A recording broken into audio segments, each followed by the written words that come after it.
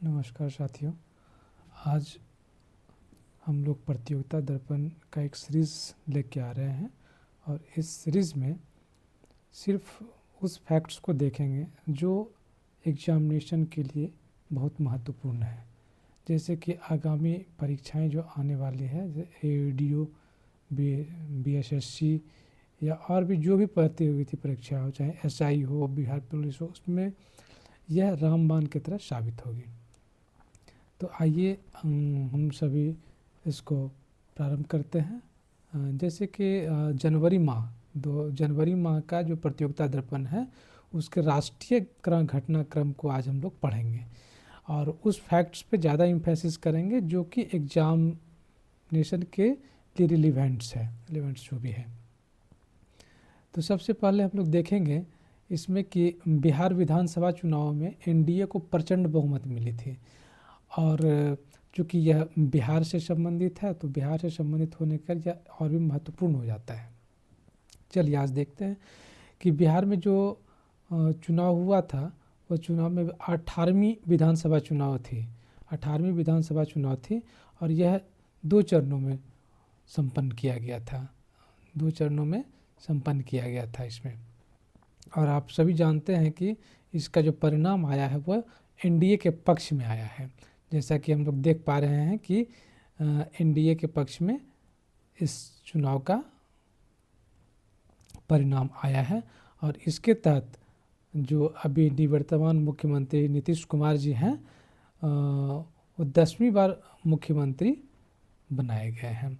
अब इसमें क्या फैक्ट्स इम्पॉर्टेंट हो जाता है, जैसे कि एक फैक्ट्स है यहाँ पर आप देख पा रहे हैं कि सबसे जो महत्वपूर्ण फैक्ट्स क्या है यहाँ पर कि NDA को टोटल कितनी सीटें मिली। यह एक सबसे महत्वपूर्ण हो जाती है कि NDA को जो सीटें मिली है वो आपको कितना सीट मिला है, ये बहुत इम्पोर्टेंट हो जाता है इसमें। तो हम लोग देख पा रहे हैं कि यहाँ पर जो है ये 202 सीट से जो है NDA को पूर्ण रूप से बहुमत मिला था। और इसमें जो 202 इसमें देख रहे हैं हम लोग कि भाजपा को जो 89 सीट्स और JDU को 87 सीट्स मिले हैं। तो इस तरह से यह दोनों जो है काफ़ी इम्पोर्टेंट हो जाता है। अभी इसके अलावा अगर हम बात करें विपक्षी दल की बात करें जो RJD है, उनकी बात अगर हम लोग करते हैं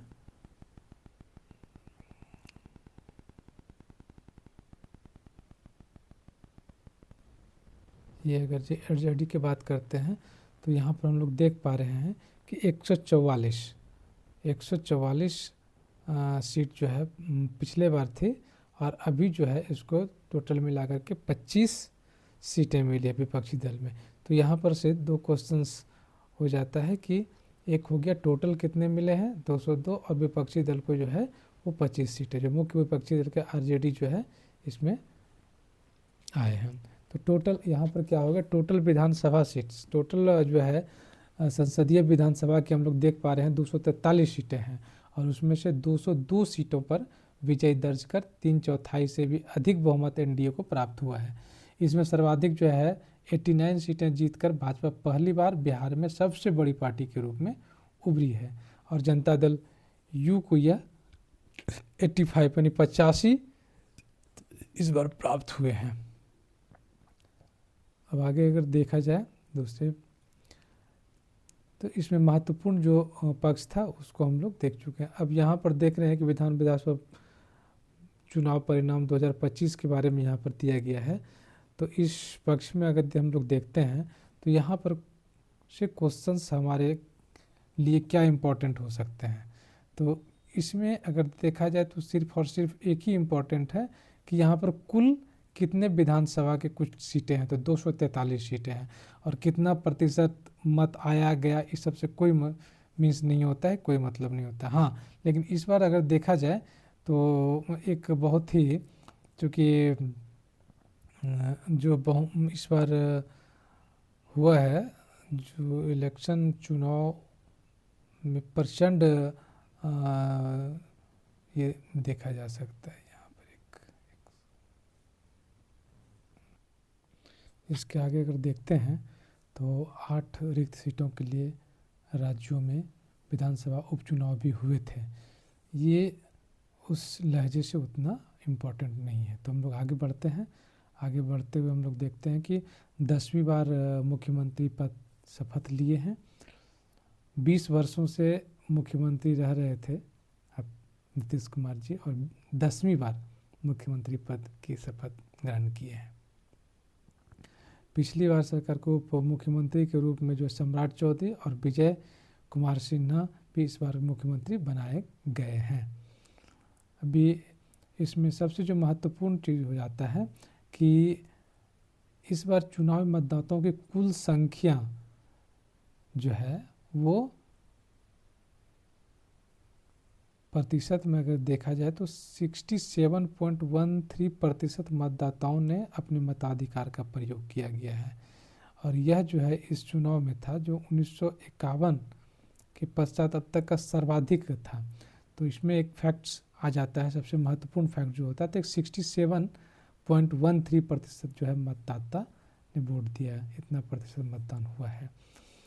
तो यहाँ पर फिर आगे हम लोग देखते हैं कि देश की सबसे लंबे कार्यकाल वाले मुख्यमंत्री, यह भी एक तरह से इम्पोर्टेंट हो जाता है। अगर आपको क्वेश्चंस देखेंगे और डीप करना होता है तो इस क्वेश्चंस को क्रमवार लगाने के लिए कि किस स्टेट के मुख्यमंत्री पहले ज़्यादा समय तक रहे, दूसरे नंबर पे कौन रहे, तीसरे नंबर पे कौन रहे, तो इसको आपको देख लेना है एक बार से श्रीनिवास से। तो हम लोग देख लें पवन कुमार चामलिंग जो सिक्किम के थे, सबसे अधिक दिनों तक 24 वर्षों तक रहे। नवीन पटनायक उसके बाद आता है दूसरे नंबर पे, सिक्किम के थे, सिक्किम के हो गए पवन कुमार चामलिंग, वो 24 वर्ष 165 दिन तक। नवीन पटनायक उड़ीसा के 24 वर्ष 99 दिन। ज्योतिष बसु बंगाल के, पश्चिम बंगाल के थे, जो 23 वर्ष 137 दिन तक रहे। गैंगोंग अपांग अरुणाचल प्रदेश के थे और ये 24 वर्ष 250 दिनों तक रहे। लाल थनहावाला मिजोरम के थे, जो 22 वर्ष 60 दिन तक रहे। वीरभद्र सिंह हिमाचल प्रदेश के 21 वर्ष 13 दिन तक। मणिक सरकार त्रिपुरा के, मणिक सरकार जो थे त्रिपुरा के थे, मार्च ये 19 वर्ष और 363 दिन तक रहे। उसके बाद 8वें स्थान पर आते हैं अभी तक जो है, नवंबर से 2005 से अब तक जो है रहे नीतीश कुमार। पूछा जा सकता है कि कितना में स्टेट के संदर्भ में अगर देखा जाए तो नीतीश कुमार क्रम में कितनावें स्थान पर सबसे अधिक दिन तक रहने वाले मुख्यमंत्री है, तो अभी तक वो 8वें स्थान पर आ जाते हैं। उसके बाद जो है 9वें स्थान पर जो है एम करुणानिधि तमिलनाडु के थे, 18 वर्ष 362 दिन तक रहे। और प्रकाश सिंह बादल जो पंजाब के थे 10वें स्थान पर, 18 वर्ष 250 स्थान तक। तो इस तरह से हम इस 10 फैक्ट्स को देख लिए हैं। आगे अगर बात करते हैं तो लाल किला दिल्ली में जो है वो 15 व्यक्तियों की मौत हो गई थी, जो विस्फोट हुआ था, उस शर्मनाक घटना थी। 10 नवंबर को शर्मनाक घटना के रूप में हुआ था।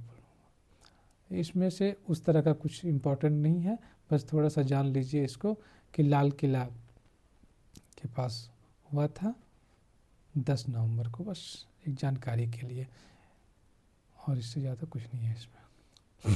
आगे देखते हैं हम लोग। आगे देख रहे हैं कि सरदार पटेल जयंती पर अब प्रतिवर्ष गणतंत्र दिवस जैसी परेड जो है वो की जाएगी। यह जो है एकता दिवस, राष्ट्रीय एकता दिवस जो अक्टूबर 31 अक्टूबर को होता है, यह भी आपको फैक्चुअल रूप से बहुत इंपॉर्टेंट हो जाता है। कभी कभी पूछ लिया जाता है क्वेश्चंस की 31 अक्टूबर को कौन सी जयंती जो है मनाई जाती है, तो राष्ट्रीय एकता दिवस की जयंती के रूप में हम लोग इसको जानते हैं। अब इसमें क्या हुआ है कि ऐसी पहली परेड, इसमें इस जयंती के अवसर पर जैसे हम लोग देखते हैं गणतंत्र दिवस पर जो परेड मनाया जाता है, दिखाया जाता है, उसी तरह से इनके 31 अक्टूबर 2025 को जो है इसमें हम लोग देखते हैं कि गुजरात में एक एकता नगर में आयोजित एक परेड को आयोजित किया गया। और इस परेड का जो नाम दिया गया है वो राष्ट्रीय एकता दिवस के रूप में इसको जाना जाता है। इसमें और कुछ ज़्यादा जानने की आवश्यकता नहीं है। और इसके जो अधिकार, इसमें एक क्या है गार्ड ऑफ ऑनर का नेतृत्व एक महिला अधिकारी ने किया। विविधता में एकता थीम, ये एक इम्पॉर्टेंट हो जाता है कि इसका थीम क्या था। विविधता में एकता थीम के तहत विभिन्न राज्यों केंद्र शासित प्रदेशों का प्रतिनिधित्व करने वाली झांकियों का प्रदर्शन भी इसमें किया गया था। अब हम लोग देखेंगे इसके अलावा आगे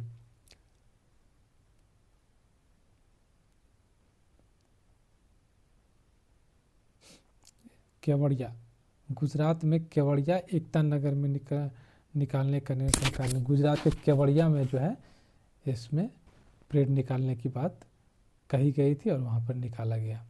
आइए नेक्स्ट हम लोग देखते हैं लखनऊ। बहुत इंपॉर्टेंट VV22 इस तरह के क्वेश्चंस आम दिनों जो है एकदम से पूछा ही जाता है, इसलिए इसको ज़रूर से ज़रूर ध्यान से देख के देखिएगा और इसको मेमोराइज कीजिएगा।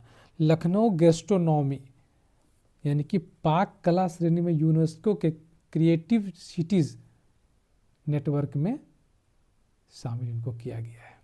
अब देखिए इसमें क्या है कि लजीज जायकेदार खान पान व पाक कला से देश विदेशी मेहमानों के दिलों को छू जाने वाले नवाबों का शहर लखनऊ विश्व के उन 58 शहरों में शामिल है जिन्हें यूनेस्को ने अपने क्रिएटिव सिटी नेटवर्क UCCN में शामिल करने की घोषणा की है।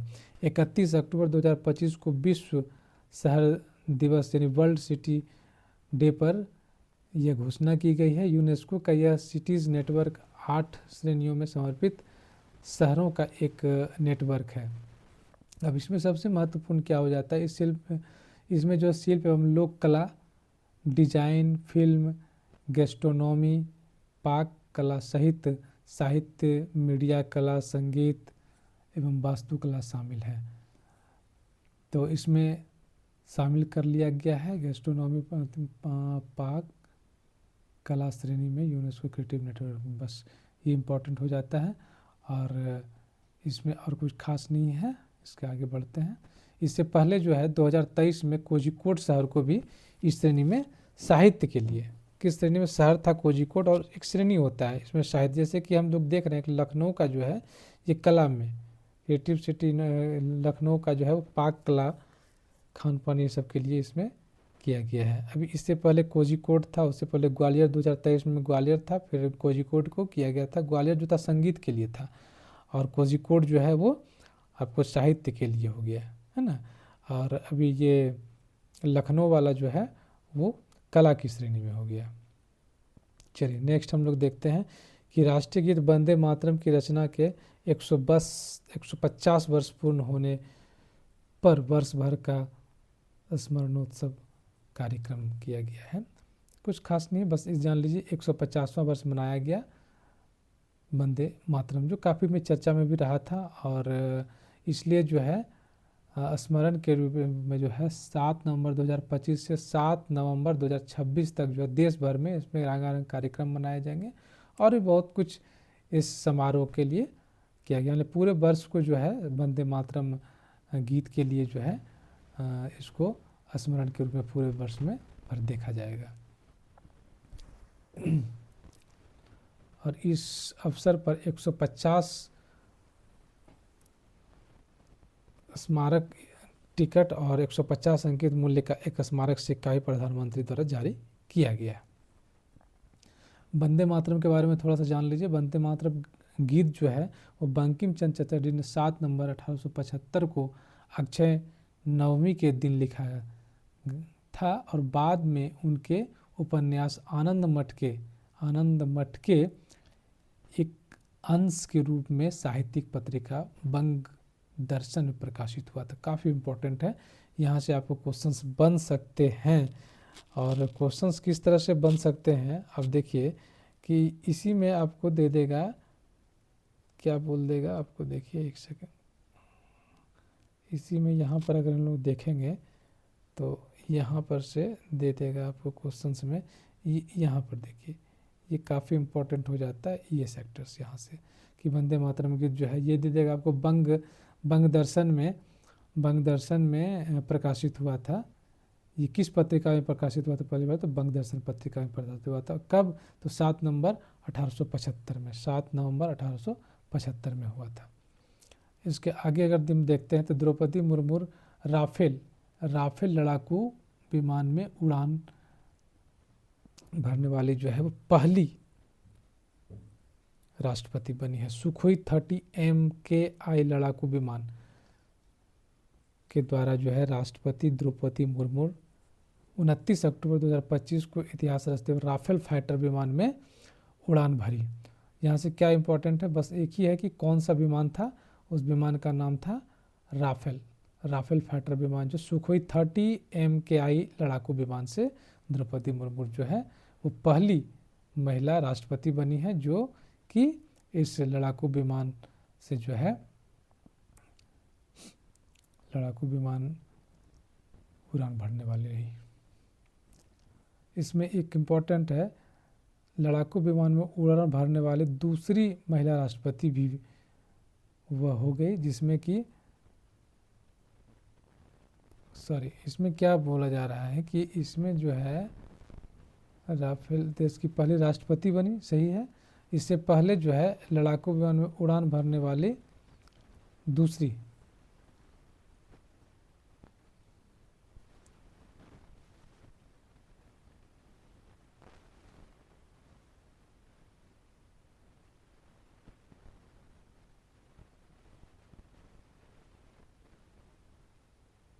इसके नेक्स्ट अगर हम लोग बात करते हैं तो भारतीय हॉकी की बात करेंगे। भारतीय हॉकी के 100 वर्ष पूर्ण होने के उपलक्ष्य में शताब्दी समारोह मनाए गए। यह भी काफ़ी, जो शताब्दी वर्ष हो जाता है या इस तरह के जो भी चीज़ होते हैं, शताब्दी हो गया, 150 साल का हो जाता है या 200 साल का, 100 ईयर्स या 50 ईयर्स जब पूरा होता है तो वो काफ़ी चर्चा में हो जाता है और इम्पोर्टेंट हो जाता है, इसलिए जो है ये काफ़ी चर्चा में है। अब इसमें सबसे जो मुख्य चीज़ आता है कि ये 1925, ये पॉइंट 1925 से जो है आपका 25 से पूर्ण लक्ष्य 100, यानी 1925 में जो है पहली बार इसको ये किया गया था, खेला गया था, तो उसके बाद 1925 हो गया, 1925 से 2025 तक। समारोह में जो है ये समारोह कहाँ पर मनाया गया था, दिल्ली में मेजर ध्यानचंद राष्ट्रीय स्टेडियम में मनाया गया, इसलिए यह जो है काफ़ी इम्पोर्टेंट हो जाता है। 100 वर्ष पूरा हुआ। अब इसमें जो है अंतर्राष्ट्रीय हॉकी महासंघ के जो अध्यक्ष थे तैयब इकराम, ये भी इम्पोर्टेंट फैक्ट हो जाता है। तैयब इकराम जो है FIH के महासंघ के जो अध्यक्ष हैं वो भी इसमें शामिल रहे थे। और इसमें कुछ खास नहीं, इम्पोर्टेंट नहीं है। अब आइए जो सबसे मेन इम्पोर्टेंट चीज़ है उसको देखते हैं। भारत के सबसे भारी संचार उपग्रह CMS-03 का स्वदेशी प्रक्षेपण यान LVM-3 द्वारा इसका जो है, जो इसको लाइन बाय लाइन करेंगे क्योंकि इससे काफ़ी जो है इम्पोर्टेंट क्वेश्चंस बनते हैं और देखा गया है ऐसा कि बराबर इससे क्वेश्चंस इस तरह से यहाँ से क्वेश्चंस उठते हैं। भारतीय अंतरिक्ष इसरो ने एक बड़ी उपलब्धि गत 2 नवंबर 2025 को अपने नाम की जब 4410 किलोग्राम वजन के स्वदेशी संचार उपग्रह CMS-03 काफ़ी इम्पोर्टेंट हो जाता है, वैकल्पिक नाम GSAT-7R के नाम से जाना जाता है, का सफल प्रक्षेपण जो है श्रीहरिकोटा स्थित सतीश धवन प्रक्षेपण केंद्र से किया गया। अब इसमें एक जो हो जाता है, दो चीज़ हो जाता है कि इसका वज़न कितना था संचार उपग्रह का, जो 4410, ये एक फैक्ट हो जाता है। फिर CMS-03 वैकल्पिक नाम था किसका, जेट-7R, इसमें भी दे जाएगा कभी कभी जेट-7R का वैकल्पिक नाम का CMS-03 कहा गया इसको। अभी यहाँ से देखेंगे कि भूस्थानिक जो स्थानांतरण जियो सेंट्रिकल ट्रांसफर ऑर्बिट में स्थापित किया गया, मतलब यहाँ से जो है उड़ान भरा और जियो सेंट्रल में जो है इसको स्थापित किया गया, काफ़ी इम्पोर्टेंट हो जाता है। इसमें देख लेंगे कि जहाँ अपने स्वयं के प्रोपल्सन सिस्टम का इस्तेमाल करते हुए ये 36,000 किलोमीटर ऊंचाई पर स्थित भूस्थैतिक कक्षा यानी जियो ऑर्बिट GSO जिसको बोलते हैं, वहाँ पर इसको शामिल किया। अब इसमें कुछ जो मेन फैक्ट्स हैं उसको देख लेते हैं। CMS-03 यानी GSAT-7 जो है भारत की धरती से प्रक्षेपित अब तक का सबसे भारी उपग्रह है।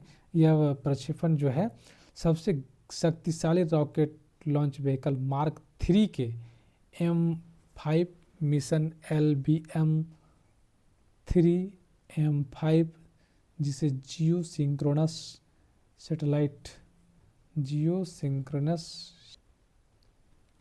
तो हम लोग देख रहे थे इसमें मिशन यह प्रक्षेपण देश के सबसे शक्तिशाली रॉकेट लॉन्च व्हीकल्स मार्क 3 के M5 मिशन LBM-3M5 जिसे जियो सिंक्रोनस सैटेलाइट लॉन्च व्हीकल्स भी कहा जाता है के जरिए किया गया है। इस बाहुबली रॉकेट के जरिए जो है इससे पूर्व 2023 में जो है चंद्रयान 3 का भी सफल परीक्षण किया गया था। अब इसमें हमें देखना है कि मुख्य रूप से जो है LBM-3 द्वारा जिसे सिंक्रोनस ट्रांसफर ऑर्बिट में स्थापित GSAT-7R को इसके प्रोपल्सन सिस्टम द्वारा चरणबद्ध तरीके से थ्रस्ट देकर 35786 किलोमीटर लगभग जो है 36,000 किलोमीटर ऊंचाई पर जाकर के इसको जो है स्टेबल किया गया, स्थित हो गया।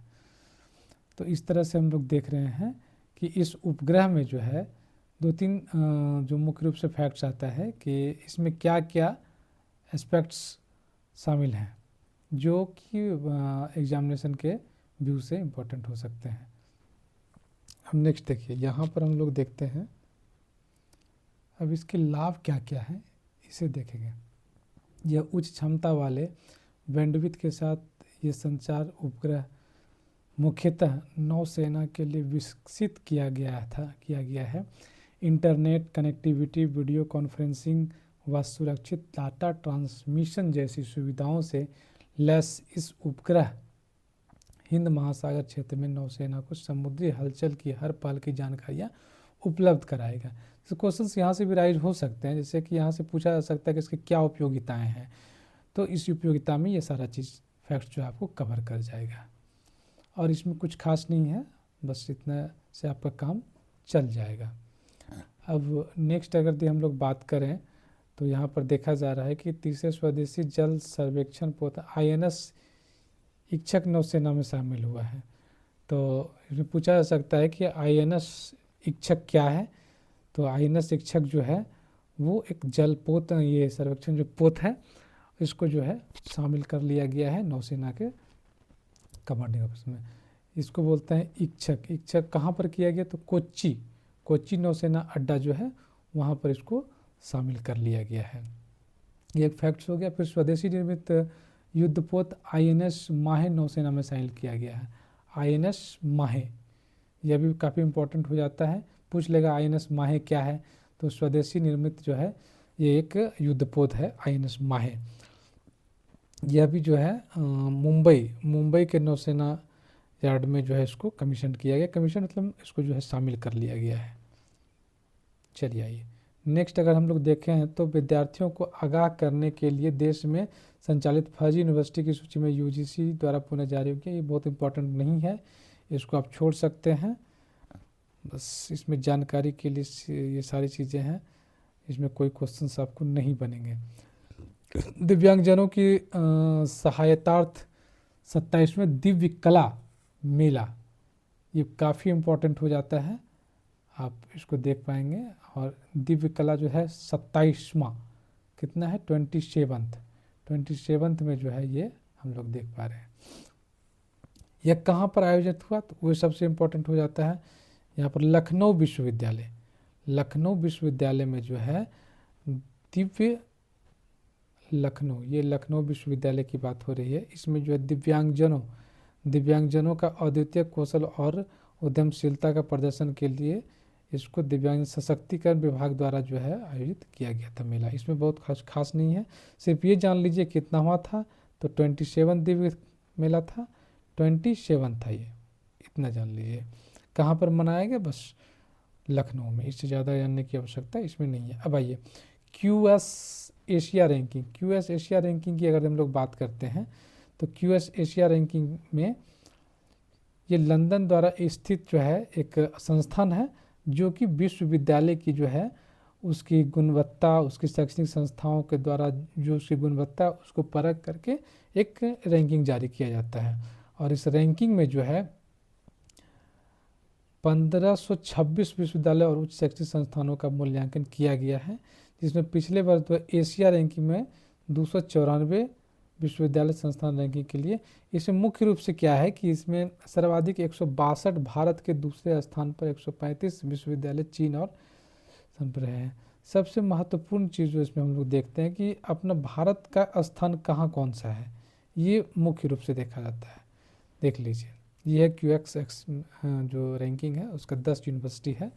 वो दिल्ली यूनिवर्सिटी का क्या स्थान है ना, तो दिल्ली यूनिवर्सिटी का 59, दिल्ली यूनिवर्सिटी का जो स्थान है वो 59 है। ये मेन चीज़ हो जाता है यहाँ पर। देखिए ये 59, ये 59 दिल्ली यूनिवर्सिटी का कितना स्कोर है, 78.6, पहले स्थान पे है। आपको वनडे एग्जाम में से ज़्यादा कुछ नहीं पूछेंगे, फिर भी जानने के लिए, जानकारी के लिए देख लीजिए। इंडियन इंस्टीट्यूट ऑफ साइंस जो 64वें स्थान पर रहा है, 64वें स्थान पर, और मद्रास 17वें स्थान पर। बस 59, 64 और 70 स्थान पर ये सारे स्थान पर रहे। अभी नेक्स्ट अगर हम लोग बात करेंगे इसमें, अभी सबसे पहले स्थान पर कौन रहा है, तो पहला स्थान पर देखा जा रहा है कि यूनिवर्सिटी ऑफ हांगकांग, हांगकांग की जो है हांगकांग देश का यूनिवर्सिटी और हांगकांग है। दूसरे स्थान पर है पैकिंग यूनिवर्सिटी, चीन की जो है पैकिंग यूनिवर्सिटी दूसरे स्थान पर है। चीन की पैकिंग यूनिवर्सिटी दूसरे स्थान पर है, और पहले स्थान पर आपका आ जा रहा है यूनिवर्सिटी ऑफ हांगकांग। बस इससे ज़्यादा आपको जानने की आवश्यकता नहीं है। बस 2030 के राष्ट्रमंडल खेलों की मेजबानी भारत को मिली, अहमदाबाद में होंगे नए खेल। बहुत इंपॉर्टेंट VVI है, यहाँ से क्वेश्चंस आपको देखने के लिए मिलेंगे ही मिलेंगे, एकदम पक्का है कि मिलेंगे ही मिलेंगे, इसमें आप जान लीजिए। जैसे कि यहाँ पर देखिए आप देख सकते हैं कि 24 में कितना है, तो 24वां, ये देखिए 24वां 2030 में 24वां जो राष्ट्रमंडल खेल होगा वह आपको अहमदाबाद में कराने का प्रस्ताव किया गया है। अभी इसमें अहमदाबाद इसकी मेज़बानी करेगा, भारत देश में किया गया है। काफ़ी इंपॉर्टेंट, इससे ज़्यादा और कुछ अभी नहीं जानना है, सिर्फ जानना है कि जो है 2030 में, वर्ष 2030 में राष्ट्रमंडल खेलों का आयोजन 100वां वर्ष होगा, जो कि अपना भारत में करने की बात कही गई है। इसमें एक और फैक्ट जान सकते हैं कि 1930 में अगर बात करें तो कनाडा में हैमिल्टन में पहली बार ये राष्ट्रमंडल खेल का आयोजन किया गया था। इन खेलों में वर्तमान में कितने देश हैं, 72। अभी जो है वर्तमान में अगर हम लोग बात करेंगे तो इस वर्तमान में अभी जो है कितना है, तो हम बात कर रहे हैं वर्तमान में 72 है। अभी कितना हो गया, वर्तमान में 72 हो गया। और कहाँ पर ये होगा, तो 72 देश अभी है इसमें, टोटल देशों की संख्या जो है वो 72 है। तो ये एक मेन फैक्ट हो जाता है। चलिए नेक्स्ट देखते हैं हम लोग।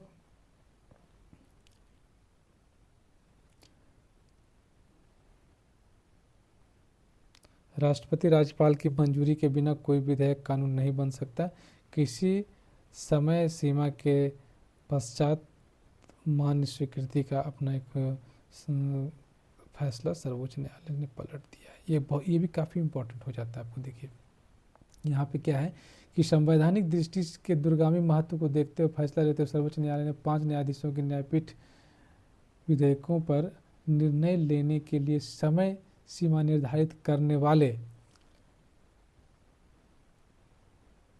2 न्यायाधीश की पीठ बनी। 8 अप्रैल 2025 को फैसले को असंवैधानिक घोषित करते हुए निष्प्रभावी करार दे दिया गया।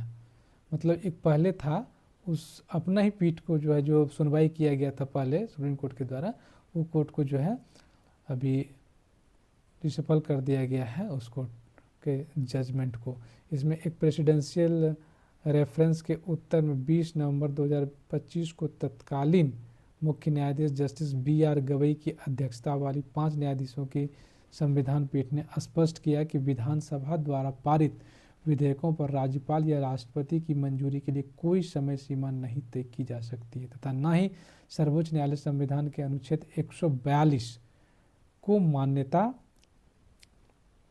मान्य स्वीकृति का आदेश दे सकता है। बहुत इंपॉर्टेंट अनुच्छेद 142, इसको एकदम से याद रखिएगा, अनुच्छेद 142 को याद रखना है। ये काफ़ी अनुच्छेद 142 के तहत ही इसको जो है परिकल्पन किया गया है। इसमें क्या है, यह पहला अवसर था जब सीधे कोर्ट के आदेश से विधेयक को मंजूरी मिलती थी। पहले की बात है, 8 अप्रैल के लिए इस फैसले पर राष्ट्रपति द्रौपदी मुर्मू ने अनुच्छेद 143A के तहत रेफरेंस भेजकर 14 कानूनी सवालों पर सर्वोच्च न्यायालय की राय मांगी थी। रेफरेंस के सीधे तौर पर तमिलनाडु के फैसले को चुनौती नहीं दी जा सकती थी, लेकिन जो सवाल पूछे गए थे उस फैसले से ही संबंध रखते थे।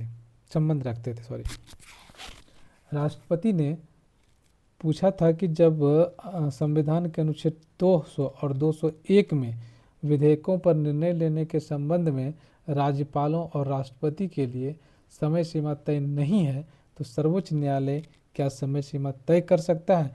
यहीं से यह प्रश्न उठा और इसके बाद जो है अदालत ने इस तरह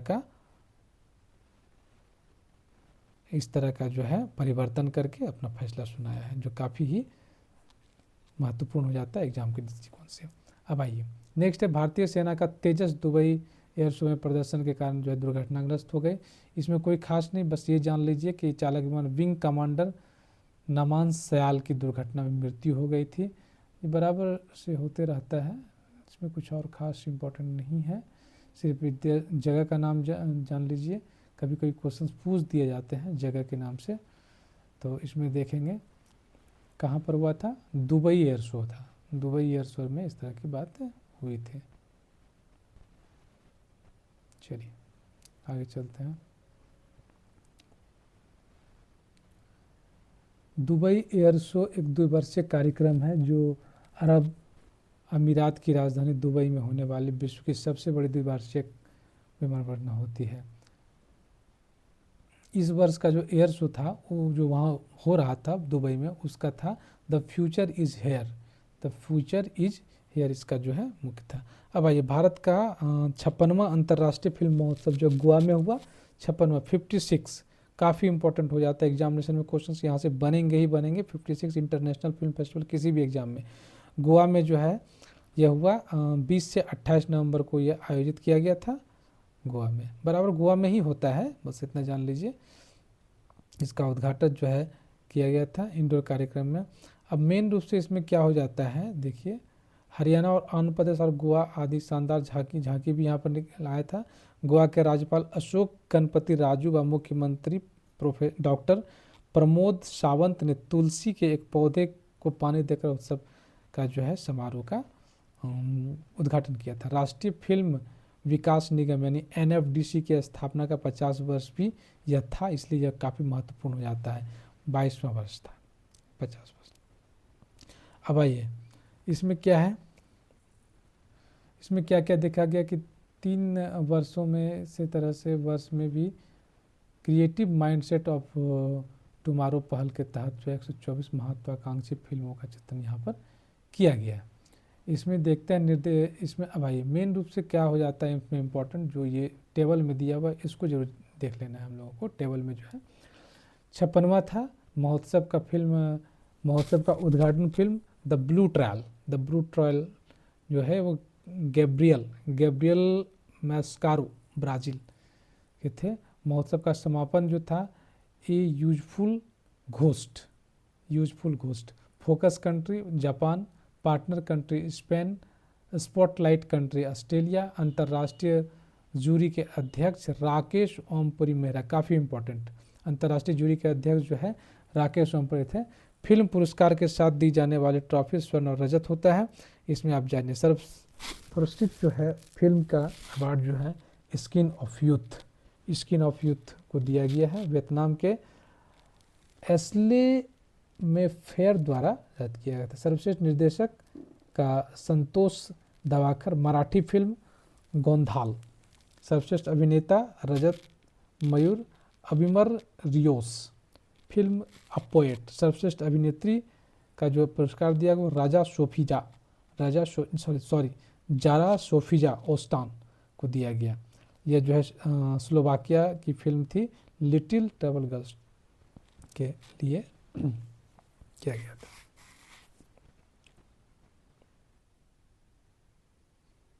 इसमें आप देखते हैं जूरी का विशेष अवार्ड अकिनोला ट्रेविस जूनियर को मिला है। भारतीय फीचर फिल्म के सर्वश्रेष्ठ डेब्यू डायरेक्टर करण सिंह त्यागी को डेब्यू डायरेक्टर के रूप में देखा गया है। निर्देशन की पहली ही सर्वश्रेष्ठ फिल्म का पुरस्कार जो है ईरानी फिल्म निर्देशक हैसम फारामंड को फिल्म माई डॉटर्स हेयर के लिए दिया गया। ICFT यूनेस्को गांधी पदक नॉर्वे की फिल्म सेफ हाउस को दिया गया। भारतीय फिल्म इंडस्ट्री में 50 वर्ष पूरे करने पर विशेष सम्मान Indian film personality of the Rajinikanth को VVI, यहाँ से क्वेश्चन एकदम आएगा ही आएगा।